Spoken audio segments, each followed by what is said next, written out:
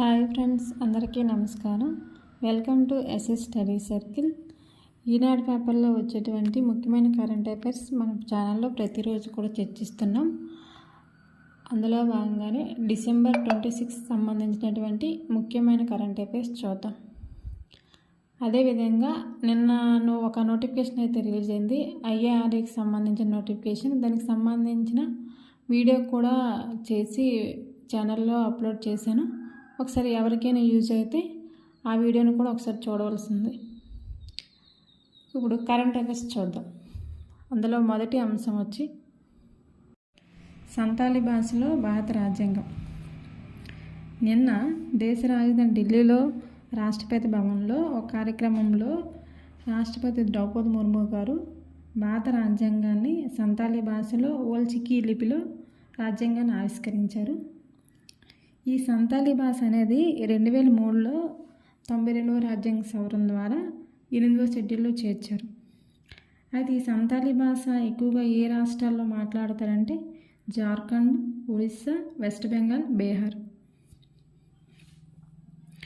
సంతాలి భాషలో రాజ్యాంగాన్ని తీసుకొచ్చేందుకు కృషి చేసినటువంటి కేంద్ర న్యాయశాఖ మంత్రి ఎవరంటే అర్జున్ రామ్ మేఘ్వాల్. దీనికి సంబంధించి క్వశ్చన్ ఎలా అడగవచ్చు అంటే భారత రాష్ట్రపతి అయినటువంటి ద్రౌపది ముర్ము గారు భారత రాజ్యాంగాన్ని ఏ భాషలో ఆవిష్కరించారని అడగచ్చు. సంతాలి భాష. లేదా ఆ భాషలో ఆవిష్కరించడానికి కృషి చేసిన కేంద్ర న్యాయశాఖ మంత్రి ఎవరైనా అడగచ్చు, అర్జున్ రామ్ మేఘ్వాల్. క్వశ్చన్ ఏ విధంగా అడగచ్చు. రెండవ అంశం వచ్చి బుందేలీ భాషలో రామచరిత్ర మానస్. దీని గురించి చూద్దాం. వాల్మీకి రామాయణాన్ని సంస్కృతంలో రచించారు. ఆ రామాయణాన్ని తులసీదాసు అనేవారు అవధి భాషలో రామచరిత మానస్గా రచించారు.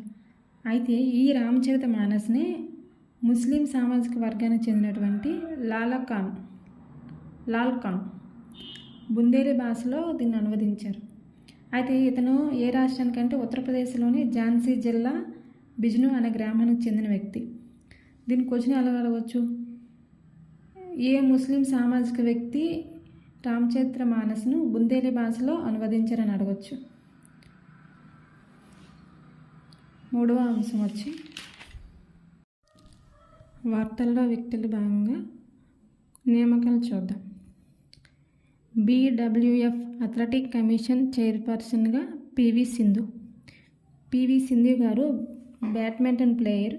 ఈవిడ ఇండియాకి 2 సార్లు ఒలింపిక్స్లో పథకం సాధించారు. BWFలో కౌన్సిల్ ఉంటుంది కదా, ఆ కౌన్సిల్లో సభ్యురాలుగా కూడా ఈవిడ ఉన్నారు. పివి సింధు గారు 2020 నుండి BWF ఇంటిగ్రేట్ రాయబారిగా ఉన్నారు. దీనికి సంబంధించి క్వశ్చన్ ఎలా రావచ్చు అంటే ఇటీవలే BWF అథ్లెటిక్ కమిషన్ చైర్పర్సన్గా ఎవరు నియామకమయ్యారు? పివి సింధు. నెక్స్ట్ రెండవ నియామకం టెక్సస్ పోషకాహార సలహా కమిటీలో పద్మజా పటేల్. అయితే ఇది అమెరికాలోని టెక్సస్ పోషకాహార సలహా కమిటీ ఉన్నది. ఆ కమిటీ సభ్యురాలుగా పద్మజా పటేల్ అనేవారు నియామకమయ్యారు. ఈవిడ భారత సంతతికి చెందిన వ్యక్తి. పదవిలో ఈవిడ 2029 సెప్టెంబర్ 1 వరకు కూడా కొనసాగనున్నారు. దీనికి సంబంధించి క్వశ్చన్ ఎలా అడగవచ్చు అంటే ఇటీవలి భారత సంతతికి చెందిన వ్యక్తి అమెరికాలోని టెక్సస్ పోషకాహార సలహా కమిటీగా నియామకమయ్యారు. ఆవిడ పేరు అడగచ్చు. నాలుగవ అంశం వచ్చి రైతుల కోసం ప్రత్యేక కర్ర. ఈటీ కర్ర అంటే రైతులు పొలాల్లో తిరుగుతూ ఉంటారు కదా, వాళ్ళకి పాములు, తేళ్ళు వీటి నుంచి ఎక్కువగా ప్రమాదకరం అనేది ఉంటుంది. సో ఆ ప్రమాదకరాన్ని ఎదుర్కోవడానికి ఒక కర్రను తయారు చేశారు. ఎవరంటే గుజరాత్లోని సబ్హౌసింగ్ జీ అనే పాలిటెక్నికల్ కళాశాలకు చెందినటువంటి ఒక మెకానికల్ ఇంజనీరింగ్ విద్యార్థి. ఆ విద్యార్థి పేరు క్రిస్ దోడియా. ఈ కర్రను రూపొందించారు. దీనికి అయ్యే ఖర్చు 410 రూపాయలు మాత్రమే.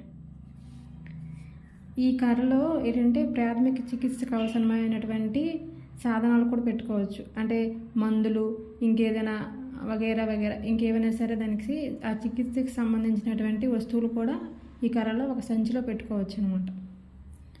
నెక్స్ట్ 5వ అంశం వచ్చి అంధుల కోసం స్మార్ట్ ఆవిష్కరణలు. ఏటి స్మార్ట్ ఆవిష్కరణలు అంటే అందులో ఉంటారు, అదే గుడ్డి వాళ్ళు ఉంటారు కదా, వాళ్ళు నడిచేటప్పుడు ఎదురుగా వస్తున్నటువంటి అడ్డంకులను ఎదుర్కోవడానికి వాళ్ళకి అంటే ఆ ఎదురుగా వెళ్తుంటే ప్రమాదం ఉందని తెలియడానికి ఒక స్మార్ట్ కళ్ళద్దాలను ఒడిస్సాకి చెందినటువంటి 9వ తరగతి చదువుతున్నటువంటి విద్యార్థులు ఆవిష్కరించారు. వాళ్ళ పేర్లు వచ్చి అశ్విని కుమార్ పాది, శ్రీధర్ పాత్ర. వాళ్ళకి ఆ ప్రమాదం అనేది ఎలా తెలుస్తుంది అంటే అల్ట్రాసోనిక్ సెన్సార్ వల్ల వాళ్ళకి అర్థమవుతుంది అనమాట. దీనికి సంబంధించి క్వశ్చన్ ఎలా అడగవచ్చు అంటే ఇటీవల అంధుల కోసం స్మార్ట్ కళ్ళద్దాలను 9వ తరగతి చదువుతున్నటువంటి అశ్విని కుమార్ పాది, శ్రీధర్ పాత్ర ఆవిష్కరించారు. వారు ఏ రాష్ట్రానికి చెందినవారు? ఒడిస్సా. 6వ అంశం వచ్చి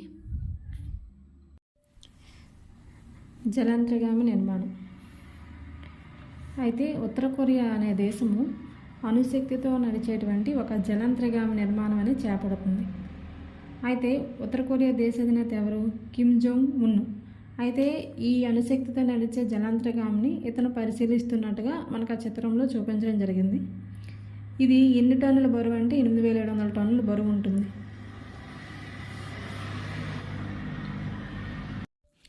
డిసెంబర్ 26 సంబంధించినటువంటి ముఖ్యమైన కరెంట్ అఫైర్స్ చర్చించాం.